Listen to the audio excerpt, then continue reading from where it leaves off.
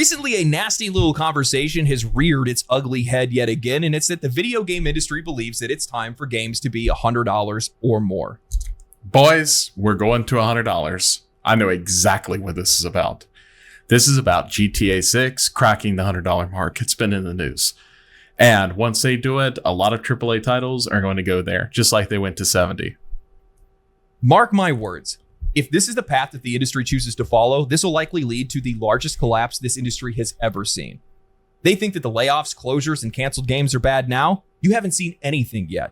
The players already have a long list of reasons as to why not to buy games today, and you want to go and add an even bigger reason to that list? Likely for the vast majority of players, the reason that will be at the very top of their list. Okay, I hard disagree with that. Hard disagree. And the reason being is because no one cares about having to pay $100 for GTA 6. And even if they do care, which will be some people, what they will do is they'll have this fear, right? All their friends will eventually buy the game, and they will be the only losers that don't have a copy, and they will buy it anyway. That's just what's going to happen. You know, for years now, we've heard about how... And most people are upset at games, not because of the cost, but because of just how absolutely shitty they are and how people are sticking their virtue into the games. They think that the video game industry bubble is going to burst because there's just been so much investor interest over the years. The wages have increased. The cost of development and marketing has gone up. He's absolutely right about that. Development cycles that these games are in, 7 to 10 years in some cases, is just not making these games financial. Yeah, he's absolutely correct. And a lot of this started with the whole lockdown period, right? A lot of venture capital flooded into the gaming market. There was a big boom. And yes, AAA is completely overinflated. But big titles like GTA 6, just like when we saw Baldur's Gate 3, no, they're not hurting one bit, and they will get their $100. Mark my words. If they go there, if they have the balls to do it, they'll get it. And people, they'll suck on it. Financially viable. These big AAA, these big shiny AAA games are too expensive to make for such little return. So they've gotten themselves... That's because of scope creep. How do we fix this issue? What's the actual problem here? I mean, it can't be that our, leadership is incompetent. It can't be the slop that we've been delivering to the customers. It can't be that we've been over-investing in these projects. It has to be that the customer's not paying enough money. That has to be the solution to this. So today what we're going to do is we're going to listen to the industry's long list of excuses as to why we need to be paying $100 or more. I'm really interested in watching this. I have a lot of respect for this guy, and I want to hear these opinions. Right now, hard disagree on some points. I think that you can have more than one thing that's happening at a time. Yes, the reason that they're failing is not because they're not getting enough money. They're failing because of scope creep and terrible internal practices that are causing a lot of gamers to reject their games. And instead of taking that criticism into account, they've actually rebelled against it, alienating their player base. However, I think that has nothing to do with the price point. They're two separate things. And we'll go into that later. Let's continue. Watch on as journalists seal clap the industry's death march into oblivion, and we're going to talk about why I think 3-letter review company maybe players aren't going to buy. This isn't the first time we've had to have this conversation. Back in 2023, Capcom's president came forward at an event in Japan and explained that video game prices were far too low even after the price hike up to $70, explaining that video game development costs are 100 times more expensive than they've ever been, and games haven't followed inflation like other industries. And he's not wrong. In 1990, a standard game would cost around... Oh my God, boys. Those were the days. Look at that. Look at that. N64. Holy shit. $50. Adjust for inflation, that would be closer to $100 today. Yet, even with the price hikes in 2020 up to $70 for AAA games, the reality is that the industry just hasn't kept pace. Over the same time period, from 1990s to today, wages, marketing, and development costs have all skyrocketed. Game studios are spending exponentially more money than they ever did in the 90s or early 2000s, so the profit made on the sale of a single game has shrunk year over year. If we were to adjust in line with inflation from the early days of gaming to today, AAA games would be priced well over $100, maybe even $150 to be able to match today's financial realities. Now, all of that makes sense with nuance removed. However, we don't live in a world without nuance. The fact of the matter is that the vast majority of games that are released today make far more money past the point of sale. Something that didn't exist back when games were being made in the 90s and early 2000s. While they still had merchandise, toys, and clothing and other different things that they could sell, now today, games have DLC, loot boxes, gacha and gambling mechanics, microtransactions, expansions, collector's editions, and more. I'm sorry, but you can't convince me that video game companies aren't making enough money today, or there aren't enough ways for them to make money. Well, that's the point, right? So everyone is bitching about microtransactions. I heard this so much when I was playing The First Descendant. Everyone was bitching on Steam. It's pay to win. It's pay to win. Because they couldn't afford the skins. It's not pay to win. It's pay to progress, in my opinion. Pay to win is like gacha games, where you will literally not have fun in that game and you cannot even enjoy it, like Rise of Kingdoms or some shit, because you didn't pay. And people wail and you're basically just a subservient to them, or you just have to get the fuck out. Like that's gacha games, and that's pay to win. Pay to play is completely different. Not pay to play, but you know what I mean, like pay to progress. Skins, what the hell ever. I'm not saying it's favorable. I come from the days where you actually, you know, when you leased a copy of a game or you bought it, you had that physical thing, right? We used to pay like $60 for a premium game at GameStop. We had a physical copy of that game.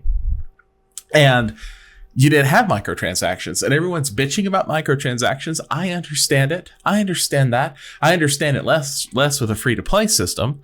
They got to make money somehow. But you can't have a world where you have no microtransactions but games never go up in price. You got to accept something. You can't bitch about microtransactions, but you're not willing to pay the one-time fee. The one-time fee is going to be higher, or they're just going to make it cheaper, or have some pre-release stupid package that you pay for early access where you're completely fucked and you pay later in all these microtransactions.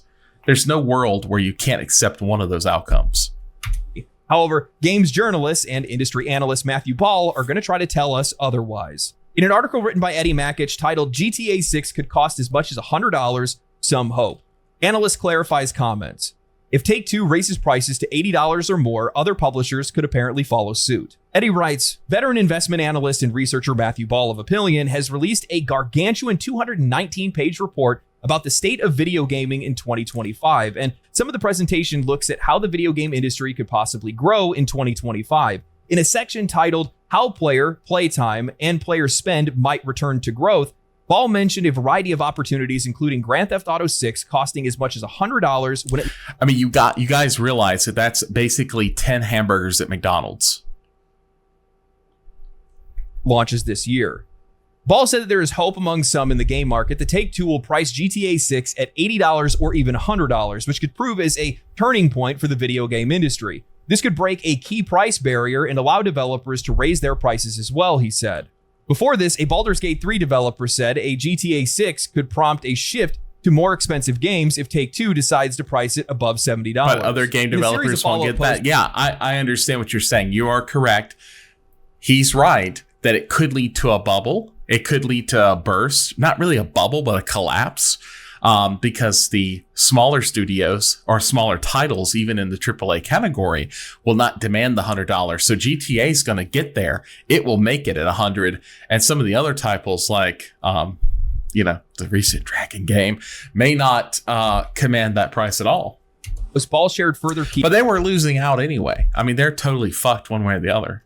Updates, including how GTA 4 was priced at $90 in real terms, with GTA 5 costing $83. Ball added, your rent is up, movie tickets have doubled, minimum wage, Spotify, Netflix, bus fare, gas, etc. Indeed, nearly all categories are up, not just flat in real terms, while games are at record lows. He went on to say Rockstar's cost isn't sufficient to set the price, but the argument games should be the only thing never to adjust for inflation and thus be, in the strictest terms, worth less every year is not healthy either or a good argument, in my opinion. Ball was not making a prediction himself that GTA 6 would cost $100, only that there is a belief in the market by some that it could happen. For his money, Ball said that GTA 6 will cost $70. I can't believe I have to say this, but customers only ever care about inflation when said inflation affects them and their money. $100 is $100, whether it's 1990 or 2025, no matter how you spin it, what excuses you make, or what numbers you point to, the vast majority of people just flat out cannot afford those prices and will have a far more difficult time justifying buying games day one or buying games at all. My friends with kids buy maybe 1-2 games a year, or they just spend their money on indie games because they're far cheaper, they tend to have more replay value, and they don't take as long to complete. My friends without kids, well, they work too much and they can't even justify buying a $70 game, and they just choose to play free-to-play games instead. Gen Z is so maladjusted and ambivalent due to the pandemic that they can't even find work, and even if they do, they can't hold jobs for long. Heck, the vast majority of them are choosing to become NEETs out of choice. Who are they? That's a little doomer in my opinion. I don't think it's that dire. I mean, a lot of people are buying AAA titles, or they wouldn't be having the success they do if they do a good job. I mean, look at Baldur's Gate 3, for example. Look at the Souls games that are doing fantastic, right? And look how much just pure money people are putting into gacha games. They planning to sell these games to, and where are they going to find the money? When Ball mentions how GTA 4 was priced at $90 in real terms, he's talking about how the price of GTA, adjusting for inflation, was priced above inflation at the time, making $59.99 feel like $90 at the time. And that's why it should be completely fine for games to be $90 or $100 today. Here's the other thing they're missing. $100 isn't just a number. It's a cultural touchstone. It's a psychological threshold that makes consumers think twice before making a purchase. Crossing that $100 mark makes a statement. It's saying that this product is now a luxury tier item, something that isn't just an impulse buy, but an investment, whether it's worth it or not. And that's when that feeling hits the hardest. It's not just about the price tag, it's about the perception of value and what people can reasonably spend in an already stretched economy. That's not entirely true that it makes it a luxury item. I mean, we have to put into perspective that a McDonald's French fry is $5 or $6 right now. It's insane. There's no dollar menus left. Back when games were $60, there was literally dollar menus at every fast food place.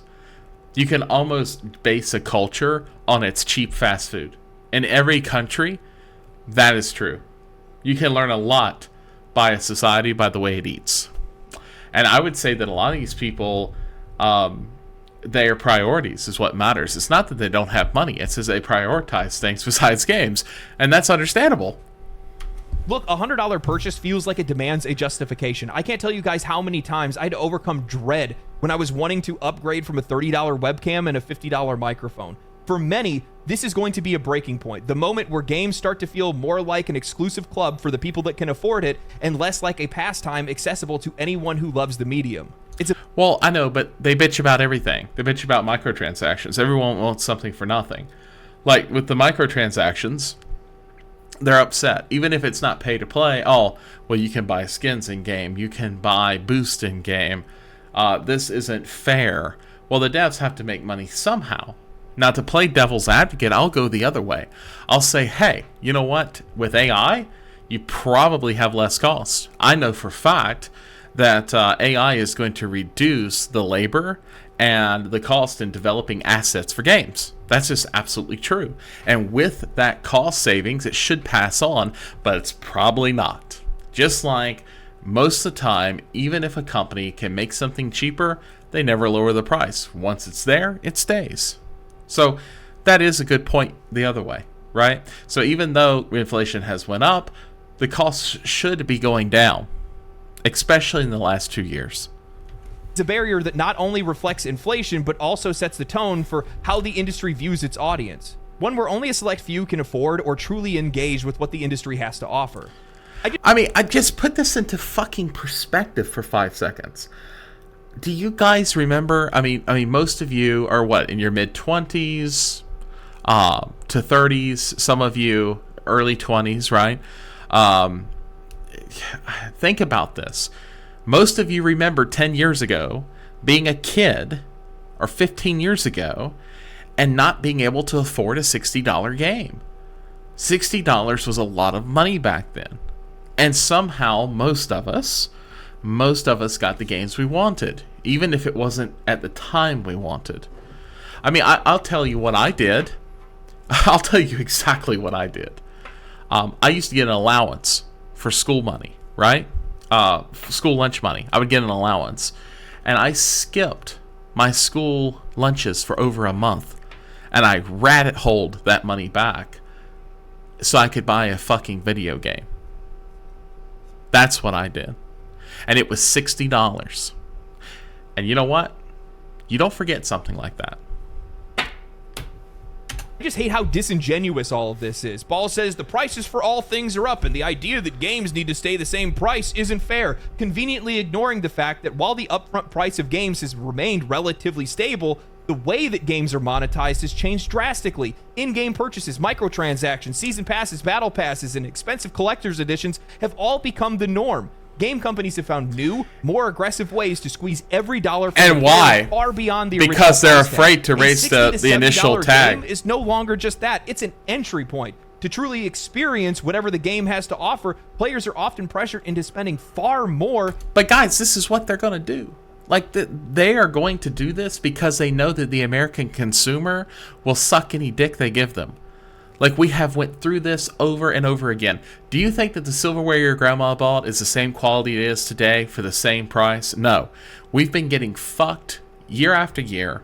The value of the things we buy are going to shit. That's part of inflation that no one tells you about. It's not just the price going up, it's the quality of the goods going down. You don't get the same quality you got 10 years ago, 20 years ago, especially 30 fucking years ago. No way. Vehicles are disposable nowadays. Nothing is made to last like it did for even better prices. And it's the same way in the gaming industry now. And they know it. Why do you think the company that runs RuneScape is going to put ads in the game? They're going to put ads in the fucking game. That's what they're planning on doing. Don't tell me people won't pay $100. Hell, probably $100 and microtransactions. I think we can completely underestimate how much people like getting dicked down. In additional content. Customers aren't just paying more, they're paying far beyond what they originally bargained for, and that's what should be addressed, take it. not just the price tag on the box. And what's even more funny about all of this is the fact that the writer of this article actually ended up using the Baldur's Gate 3 developers' words out of context. And by the way, if you guys have paid attention at all to journalism over the last couple of years, they've been using Baldur's Gate 3 developers out of context constantly because they think it adds some type of emotional weight to whatever their words are. Probably like, because look, it was here's successful. This great developer that made a game that everybody loves saying that they agree with us. Yeah, when 9 that's probably times why. out of 10, their words are completely out of context. They used it here saying that everybody's just waiting for GTA to increase the price, acting like the Baldur's Gate 3 developers want GTA to increase the price. When the original tweet that they had made was talking about how much they hated artificial price structures and gouging that we see in today's gaming industry. The original tweet actually said, "I don't love the artificiality of pricing structures post-retail. Use the inflated base price to upsell a subscription and use vague content promises to inflate ultimate editions to make the base price look better. It all seems a bit dangerous and disconnected from the community. I think the game should be priced according to its quality, breadth, and depth. Yep. I'm not against higher prices, but this arbitrary uniformity just doesn't make sense to me. It feels so..." That is such a good tweet. Like, fuck yes. Look at that, boys. We got it right there. It's based on how good the damn game is. GTA 6 could say $150 and people would find a way to pay for it. They're fiending for that shit. A good GTA game doesn't come out but every so many years. I mean, what are we doing? Like, what are we talking about here? People will pay $200 for a GTA game. They don't give a fuck. But that doesn't mean that some other game is going to be able to just elevate to GTA 6 status. You didn't earn that loot. Unserious. I'm gonna go off for a second. Don't you guys love how every single time they like to twist things to be able to suit whatever their narrative is, and everything is always coming from the perspective of the industry and never from the perspective of the player, of the customer, the people that are actually spending money on these things to begin with? They Because don't care about the customer. We are never at the forefront of discussion. We are never at the forefront of their mind when they're making these decisions. And then they sit back and they wonder why games are failing and studios are closing. I don't know. How could that possibly happen? The prices for everything is going up. You're absolutely right. Now that I think about it, you know what hasn't gone up with inflation? The general quality and day one performance of video games. Even some of the best games that we've seen released over the last few years can't even hit a standardized level of quality. We are spending $60 to $70 on brand new day one video games that we have to sit there and hold the bag because the game's not even finished, because it's always the minimum viable product that's being released to. Exactly. He's right. He's absolutely correct about this. That's part of the inflation. See, in a way, the price of games have already went up because the quality standard of said games are not matching what they were. Everything comes back to fast food. Like, literally everything. Do you think you're getting the same amount of French fries at McDonald's that you were? Do you think that that's cooked in beef tallow? No. You're getting fucked. To us, and we have to wait for them to finish the game for us to be able to play it. But let me take a wild guess and say they're probably going to try to blame the price of things on that as well. Yeah. They want to talk about how expensive it is to make games today. You know, my question is, why are we the ones that need to keep up with you and your spending? We didn't sign up for that. When I look around the industry, I see some of the most successful games over the last few years: Baldur's Gate 3, Black Myth Wukong, Space Marine 2. These games are made with a quarter of the budget of some of these big, flashy AAA games that nobody... That's because they stuck to the truth of their player base. They actually knew what the player base would want, and there was no scope creep, unlike Shadows, right, that's coming out, where you can meditate in the game and draw pictures of wildlife. Like, how much coding did that take? It's fucking, like, oh, God.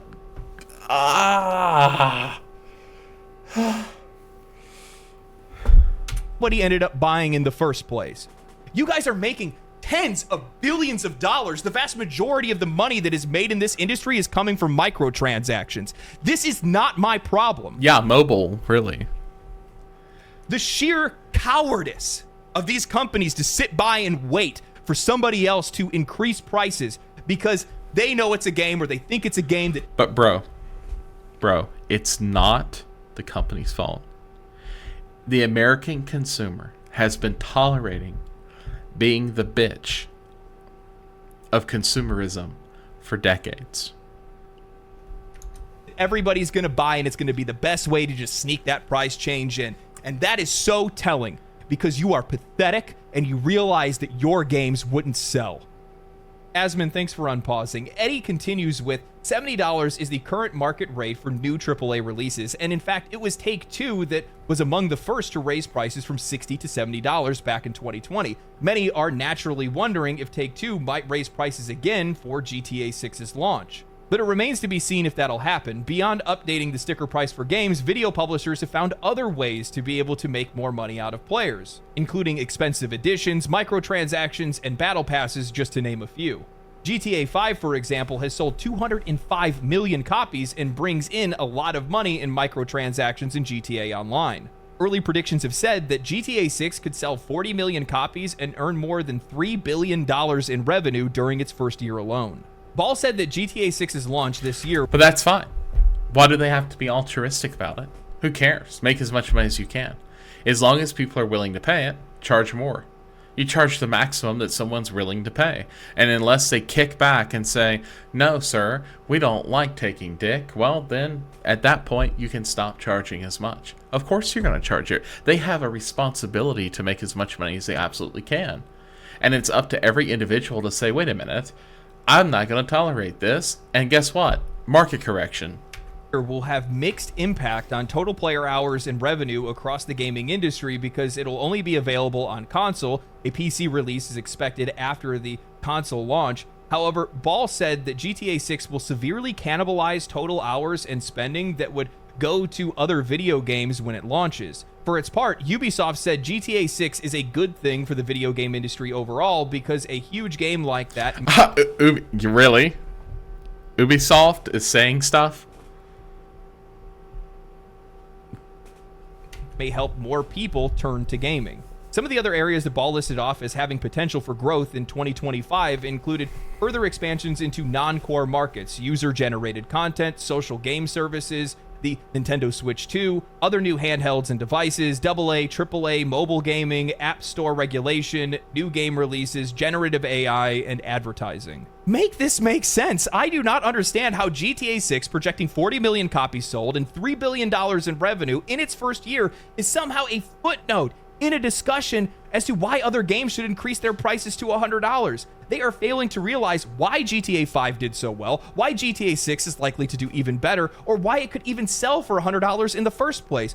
Well, GTA 6 can. It's all the other games that are going to try to copy them that may fail raising their prices, and some of them may not. You're not even thinking about what the impact of a price increase would be on other games and other studios outside of one of the biggest video game franchises of all time. $70 is the new current market rate for AAA releases? No, I think it's the going market rate for trash. The best releases on PC over the past 2 years have been $60. I mean, take a minute to think about it. If game prices were $100 today, what games would have realistically come out at $100? Suicide Squad Kills the Justice League, Assassin's Creed Shadows, Skull and Bones, Star Wars Outlaws, Dragon Age The Veilguard, Diablo 4, Call of Duty, The Sims, sports games, trash, generic slop, and in some cases, absolute dumpster fires. And that's not because of the price. Even though the price coincides, it's not. It's disconnection, cultural disconnection between the player base and the developers. That's what it really is. While some of them still would have reached an audience, they wouldn't have reached an audience of the same size because they would have cut off their leg to save a foot in regards to the game's price. I mean, think about what you're saying here. Even Ball mentions how GTA 6 is likely to cannibalize the sales and playtime of other games when they're released. Now imagine these morons raising their prices to $100. Good games sell well and bad games don't. And from my perspective, if the price of games... Oh, they'll squeeze them out. They're going to squeeze out some games. Some games aren't going to make it. It's going to price a lot of players out of a lot of games, and the entire market is going to shift. Good games will sell well, and bad games won't sell at all. Which means a minor mistake could have catastrophic consequences for some of these studios, and the gap between successes is going to become an ocean many studios cannot cross. That's a good thing. I do not understand why the conversation isn't focused around how much money these companies are spending on games. Companies that cannot properly budget their own projects, set realistic sales projections. EVE to me is basically freedom. It's a giant open universe where you... Or even target an audience's needs properly. Ubisoft spends hundreds of millions of dollars on a busted-ass pirate ship simulator. EA invested hundreds of millions into an educational HR video disguised as Dragon Age. And we have so many more studios that are torching millions of dollars on bloated games filled with busy work and realistic eyelashes. What are we... Yeah, I mean, that's what tanked the very first Final Fantasy 14 1.0. They actually put like thousands of polygons in a fucking flower pot. It was ridiculous. Doing here, this industry is in a state of graphics aren't that important. They just keep pressing forward. They keep spending more money. They're adding nothing to the core experience, and the customer is the one that is expected to keep up with their spending. They want to blame the failures of the industry on not making enough money, only to distract from the fact that it's their fault that people are losing their jobs. Studios are closing and sales are dwindling. I actually read through Matthew Ball's 223-page presentation, and he unwittingly proved it himself. In 2020, IDC, Google, ARC, and SMP all made projections on what they thought the industry would look like with its growth in the coming years. They viewed the pandemic boom as an accelerant, not an anomaly. Yes, these idiots thought that COVID was the future. ARC Investments forecasted that the industry would grow by 50% in 4 years, from $200 billion to $300 billion. Meaning that investors, blindly trusting speculators, ran to invest in these companies and publishers, and in turn, those companies, flush with cash, invested heavily into their new future. That's crazy. Only for them to be met with the crushing reality that none of those predictions would come true, outside of Ampere. So if you're going to... Yeah, no shit. Like, that's crazy, guys. The speculation's insane. Wow. Totally agree. Totally agree with it. Totally agree. Use them for investment. They're actually probably the better bet. They don't want game prices to increase for inflation. They want game prices to increase to make up for their colossal financial hole that they've dug themselves into. The pandemic led to a wave of overly optimistic projections. Popular forecasters and analysts predicted that same thing happened in MMOs. Perpetual growth, an assumption that was rooted in a brief surge during lockdowns. These predictions were reckless, overlooking the fundamental truth. Once the pandemic subsided, people had to return to the working world. Inflation would then hit hard. I think a lot of people forget just how much of an impact... And boys, do you think that all those government workers having to go back to the office is going to do the gaming industry any favors? No. No.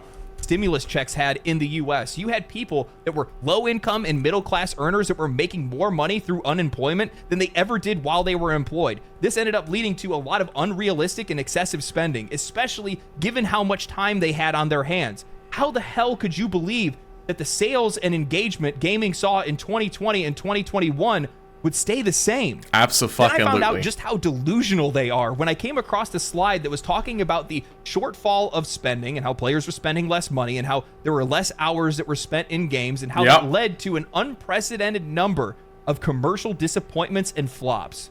Forspoken, Skull and Bones, Concord, Halo Infinite, Redfall, Star Wars Outlaws, Avatar. These games didn't fail because of some esoteric lack in spending. It's because these games sucked. Now, after I saw this, it got me thinking. I'll admit that I was taken aback when I saw just how much the industry had receded after 2020. I had expected a decline, sure, but not to that extent. It took me a while to process it, so I started comparing some of the numbers with some of the other charts in the presentation, and then I stumbled upon something eye-opening. For a while now, I've had this ongoing theory in my mind that the so-called silent majority, those unengaged, uneducated masses that the industry often points to, doesn't actually exist in the way they think they do. I've always believed that the controversies and the complaints that we see from gamers are more than just the noise of a toxic vocal minority. They have a real, tangible effect on how players spend their money and engage with games. And as much as these developers and journalists would try to dismiss it, I think our collective opinions hold more weight. They do. That's why like Ubisoft wants they want Steam to remove player counts. The whole dead game thing, right? Than they give us credit for. The slide in the presentation that caught my eye was the one that showed that while US GDP and world GDP were on the rise, indicating that global overall spending was up, player spending dropped 13% from 2021 to 2024. That's a pretty significant dip. And it made me think, what other industry exploded alongside gaming during this period? Social media. And guess what? Social media didn't take the same dive that gaming did. So think about it. Players who would have normally not been involved in gaming communities suddenly found themselves more connected than ever. The silent majority, those once quiet and unaware of the broader... It's not going to immediately because of ad commitments. When you run larger marketing budgets for companies, those companies do not want to take the L on their return of investment. So they're going to keep putting money into those ads. And they're going to double down for a while. It's the same reason why commercial construction doesn't slow up before residential, because those contracts are already done. They're already projected. So gaming world became a part of it during COVID. They began engaging with games on a deeper level, and their awareness grew. They didn't buy into what was just being fed to them. They started thinking critically and evaluated their purchases, participating in some of these online communities and sharing their thoughts on other platforms like Twitter, Reddit, and Twitch. And I think that Twitch is a really good example of this, because while their viewership has dipped a little bit since 2021, they still retained a lot of the audience that they captured during COVID. Yeah, some of it's cultural change. Pre-2020 numbers. That shows a community that stuck around, that was once passive consumers, is now much more active and informed. You have a group... It's like DoorDash. A lot more people use it than ever before. Of customers who have returned to the workforce, who have less money to spend due to inflation, who likely picked up on a couple of YouTube channels or Twitch streamers that are talking about different issues that are going on in the industry, and they're still watching, they're still engaging with that content. This isn't just a trend, it's a fundamental change in how we as consumers, as customers, as players engage with this industry. We're not just the ones buying games anymore. We are shaping the conversations around them. We are shaping what their sales look like at the end of the day. And I think the developers and journalists are starting to realize this, even if they're reluctant to admit it. The players really are the ones with all the power. When you look at the growth of... They are, but they don't exercise it. That's the thing. They don't exercise it. And the only time you see them really do it, and they'll still bitch out, is when a game is free to play and they just want us a damn battle pass, and it's like, this battle pass is $10 a month. Like, it's the craziest thing. Like, literally, it's insane how people treat battle passes and skins. Like, there's no more whinier bitches than battle pass bros. Every game I've ever been a part of, First Descendant, Overwatch, you name it, the battle pass bitches are insufferable. They're never happy with the battle passes. They don't believe live service games should cost anything. Somehow, all the servers it takes to run that shit, all the development teams, they don't have to eat. But, if we release that game and, hey, no microtransactions, but you have to pay for it, and it's going to cost something. Oh, spare the children. They're not going to be able to have their game. I mean, it's insane. It's one or the other, okay? Social media, and you see how. And that's not saying I'm defending gacha games. Now look, I'm not defending gacha games. Gacha games suck. That's different than pay to progress or pay for fucking skins. Who cares about skins? Quit being a fucking bitch about skins. Where it's oversaturation, we're still seeing the same levels of engagement during the lockdown days. That they're still the same. And the same people that bitch about new live service games don't realize that basically World of Warcraft, Final Fantasy XIV, League of Legends are essentially live service games. That's what they fucking are. And look at League of Legends. I mean, what? Spaghetti Code. How fucking old is that game? That damn game is old as me. I mean, older than me. I mean, shit. A lot of the channels probably have seen even more growth since then. I would guarantee if I went out and I started polling some of the people that blew up or got big or anything like that during COVID, they probably still retained a lot of their audience, except for some of those Minecraft guys. But that's a completely different story. They did that to themselves for the most part. But I think what the industry doesn't realize, or maybe they just don't want to realize it, that's probably really what it is that players are still engaged in all these discussions. All the views are still coming in on videos, all the tweets and all the Reddit stuff is still getting updates. Always found this great irony in the fact of how Minecraft bros can play the fuck out of Minecraft, but then if they play another game, graphics matter. All that good stuff, people are talking about the industry, but they're not buying the games and they're not playing the games. So what does that mean? That means that they're out there involved in these communities and they're avoiding games. You cannot tell me that all the controversy that was surrounding Dragon Age the Veilguard didn't affect its sales. People waited for reviews. Big time. The general vibe but the of gameplay game, sucked. They avoided the game, and as such, the game failed. In most cases, a game with that name, a game that has that much... That game right now is $25 fucking dollars at GameStop. Pricing isn't that game's problem. That's the point. Much cultural weight, Dragon Age should have sold regardless. It still should have did really well, but it didn't. And why is it? Well, it's because people are paying attention to videos, or watching videos, or keeping up on previews and stuff like that. They're going off of the vibe before they actually go to buy. And as such, they're avoiding stuff that they don't think is worth their money.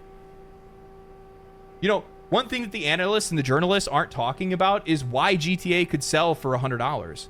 The reason why is it's because it's a cultural phenomenon. It has been fucking a cultural phenomenon. right. It's a massive game, and the thing is that there's a lot of players that are out there that have overhyped the game in a lot. FOMO. They're going to buy, guys. They will buy at 100. GTA 6 can do it. That doesn't mean that every Tom, Dick, and Harry that wants to, raise the prices with them is going to be able to do it this time. And if they do, I mean, they're failing any fucking way. A lot of cases, but it's one of the most anticipated releases in forever, it feels like. A decade, I think. And some people are confident the game is going to deliver, but I think a lot of people are going to buy it even if it doesn't, because they're just going to do it. Simple as that. And there's a level of confidence there, consumer confidence, that I don't think exists anywhere else in the industry. They will pawn their grandma's fucking jewelry for that game. They'll get the loot. I tell you what, let's do a crime statistic with the GTA 6 release. Let's overlay those fucking maps right then and there, and you will see what I'm talking about. Right now, maybe there's a couple of studios that are out there that people are like, for sure I'll buy one of their games. FromSoft is like that for a lot of people. Larian's now become one of those studios as well. I'm sure that people will probably pick up on Game Science or Saber or whatever it might be, but outside of that, the vast majority of games, most people are relatively leery about. I mean, there's not a lot of studios. Anytime any game comes out, I'm pretty nervous because I'm like, I don't know if it's going to work day one. I don't know if it's going to be worth my money. I don't know if they're going to deliver on all the promises, even with the gameplay trailers and stuff like that, because we've had games in the past that have showed us gameplay trailers and the game didn't play anything like it. Sure, you're going to have some people that are out there that are going to be habit buyers, and they will just go and pick up Grand Theft Auto, and I'm sure probably the same thing will happen for like sports games and stuff like I'll that. put too. pressure on the other people I'm just too. going to be honest with you. There's just a lot of people that are out there that can't afford $100 video games. And this isn't a shot at people being like, oh, look at this broke boy or anything like that. Dude, I get it. I don't like spending that kind of money on something. I can write it off on my taxes and I'll still feel dirty doing it. And to be honest with you, with the rise in popularity for PC gaming, I wouldn't be surprised if you saw a return to pirating. Just like in the early 2000s with CDs. They were overpriced, they were bulky, they were hard to store, they were easily damaged. 20, 30 bucks for a CD? Bro, it was too much money. Everybody flooded to LimeWire and Napster and stuff like that, and I guarantee you'll probably see the same thing here because a lot of it is based off of convenience. While general customers, I don't really think are really interested in pirating games, just general consumers, they will be if the industry prices them out of it, because they were at one point in time with music. Back in the day, nobody had any problem downloading movies, TV shows, and music, and still in a lot of cases people do. The only reason why they do it today is I take umbrage with that for this reason. I think a lot of people have money, they just have priorities. They have their priorities. I can guarantee you most homes have a Sling package. Most of them have FanDuel on their fucking phones. I mean, look, it doesn't take a deep sense of anthropology, right? Like, you don't have to be an anthropologist to understand, or a sociologist to understand that people prioritize their money. Okay? And you go into people's homes, you look around, you go through the cities, you see where they spend their money. And GTA 6 will not be a problem. $100 is nothing. They piss that away on DoorDash. And yeah, some people it's going to hurt. But you know what? They're just going to have to be hurt for like 2 or 3 months, and then they'll buy it. I remember being that person. Like, you just wait. Like, a kid does that. They don't always just get what they want. They have to fucking wait. And they wait and they wait and they wait. And their friends are playing it and it's eating them up, and then they finally get it. Because it's convenient and relatively cheap in their eyes because they're spending it on subscription programs or whatever it is. This is going to be devastating to the industry if they make this choice because, like I said before, listing off some of the games, think about the games that they would actually sell for $100. It's not going to be devastating for like GTA 6. The only people it would be devastating for are the people who aren't providing GTA 6 value or cultural relevancy.